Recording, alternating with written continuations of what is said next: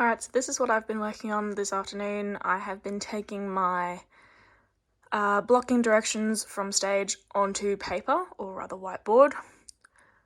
And I realised that from the animalistic choices I've made, there's far too much movement to put on a single map, so I've split up movement into the corresponding lines and smaller maps, as well as the marking form that I did on the main map.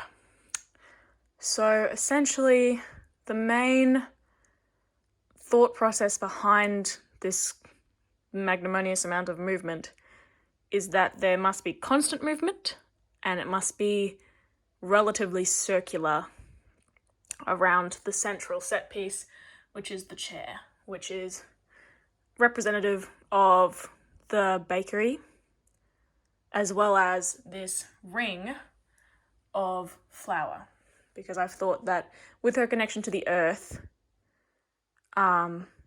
she will need something tactile to work with, and will also help develop emphasis and emphasizing my points, as well as being another nice nod to the environment in which she's in, and as well to that movement scheme of circular animalistic prowling.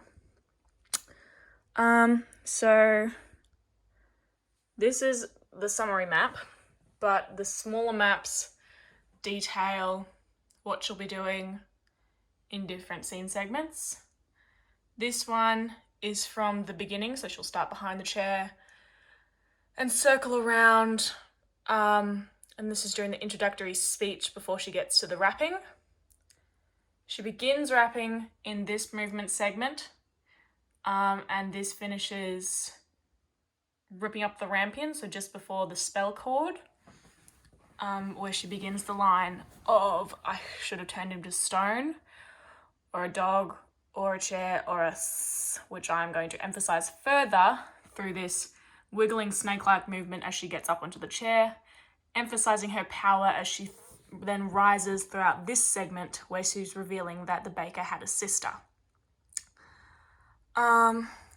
Furthering on that point, she then goes off into a little fit of rage when she's remembering the past. So every time she heads over to this side of the stage is supposed to be emphasizing the garden. So the garden, she'll be looking out onto the stage left. I guess it's stage right, actually. Yeah, stage right.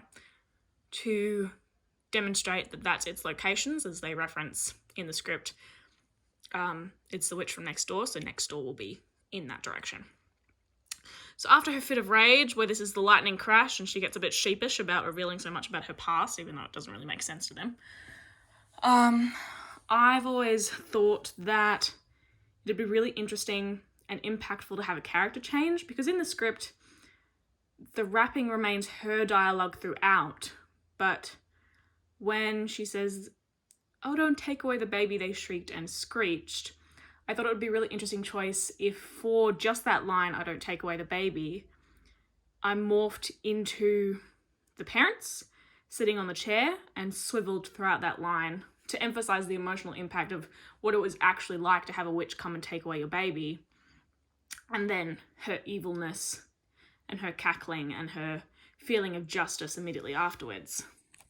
And then we're finishing off that circular movement, making a full lap around the circle before using some of the flour to emphasize the spell. So I plan to blow it at the insinuated baker and his wife, demonstrating that the spell is on them also. So these were the blocking choices that I have been working on and working with. They're probably a little more complex on here than when I'm actually moving on stage. But yes, that is what I have been annotating for my folio this afternoon.